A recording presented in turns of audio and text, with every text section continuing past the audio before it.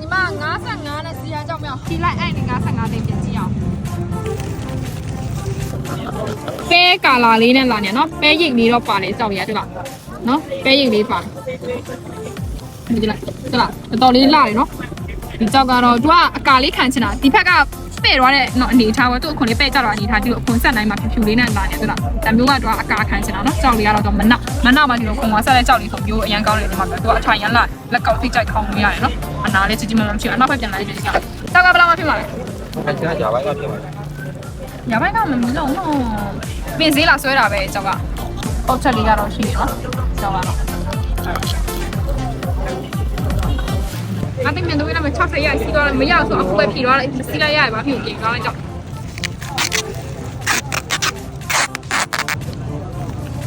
ကိုကြောက်ကတော့အလုံးကြီးညီမ60နဲ့တော့စီလိုက်ပြီနော်ရမရတော့ပြန်ဆောင်မယ်ညီမရမယ်လို့တော့မမြင်အဲ့ဒီကြောက်အာယုံတော့နေရောကြောက်ကိုမမတို့ရဲ့ဒီမှာစိမ့်လေးကြောက်နော်ဒီကြောက်လေးကိုညီမ30လေးနဲ့ပဲရတာကြိုက်တယ်ဆိုတခါတည်းမစင်ကြမှာဆက်တွေ့ထားနော်မစင်ကြကနေအသေးစိတ်ပြပေးမယ်ဒီကြောက်လေးကိုဒီရဲ့ကြောက်လေးပေါ့ကြောက်လေးကတော့ညီမအခုတော့20အထိတော့ပေးလိုက်ပြီနော်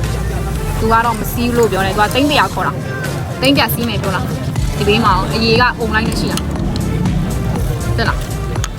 ပြီးလို့ရှိရင်အဲ့ဒီမကောက်သူကဒီဘေးဘက်မှာဒီကျိုးတွေနဲ့ဆင်းနေနော်သူကမမ်းမဲအနေထားမျိုးနဲ့လာဒီအောက်ဘက်မှာလေးရှိကိုမမတို့ရဲ့25သိန်းနဲ့စီးပြီနော်ကြောက်လေးကတော့ကိုမမတို့ရဲ့ဒီရဲ့ကြောက်လေးကိုညီမ360နဲ့ရခဲ့ပြီနော်ကဲဒီကြောက်လေးကိုကြိုက်ညီမအမြင်ဆုံးမစင်ကြမှာပဲဆက်တယ်ပါ